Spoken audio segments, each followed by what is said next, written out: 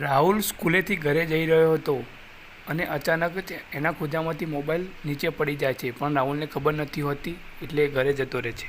રાહુલ જે રસ્તામાંથી નીકળે છે ત્યાંથી જ મેહુલ અને દીપક બંને પણ નીકળે છે અને રાહુલ ઘરે જઈને ખોજા તપાસે, એનો મોબાઈલ નથી મળતો. પછી એ રસ્તામાં પાછો આવીને એનો મોબાઈલ ઢૂંઢવા લાગે છે મિત્રો, પણ એ રસ્તામાં મોબાઈલ નથી મળવાથી એ હવે પોલીસને કોલ કરે છે અને પોલીસને બોલાવે છે.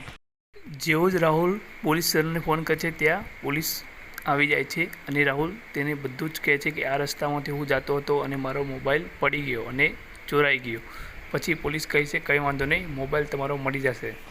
મિત્રો પોલીસવાળો ભાઈ આગળ જઈને પૂછપરછ કરે છે. ત્યાં સીસીટીવી કેમેરામાં મેહુલ અને દીપક બે જતા હતા, બીજું કોઈ રસ્તામાં નીકળ્યું નહોતું, તો તેમને બંનેને બોલાવે છે અહીંયા.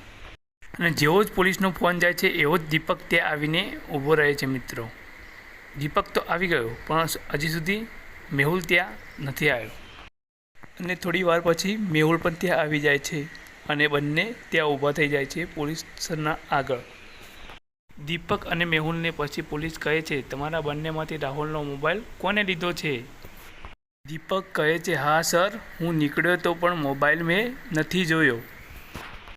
મેહુલ કહે છે આજે તો મારી નિશાળમાં રજા હતી.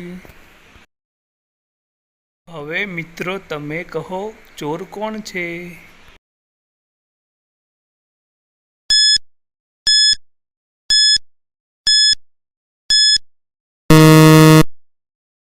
તો મિત્રો ચોર છે મેહુલ. મેહુલ ખોટું બોલ્યો હતો. સોમવારના દિવસે સ્કૂલમાં રજા ના હોય, તેથી મોબાઈલ મેહુલે ચોર્યો છે.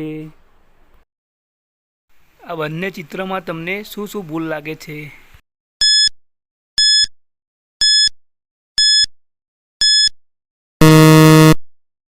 તો આ ચિત્રમાં તમે જોઈ શકો છો મિત્રો, એકની ચોચ લીલા રંગની છે ને એકની યલો.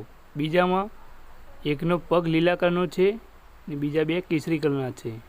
ત્રીજામાં ફોન કલરિંગ છે અને બીજામાં બ્લેક છે ને એની પાંખો પણ અલગ રંગની છે અને આ બાજુ પણ અલગ રંગની છે.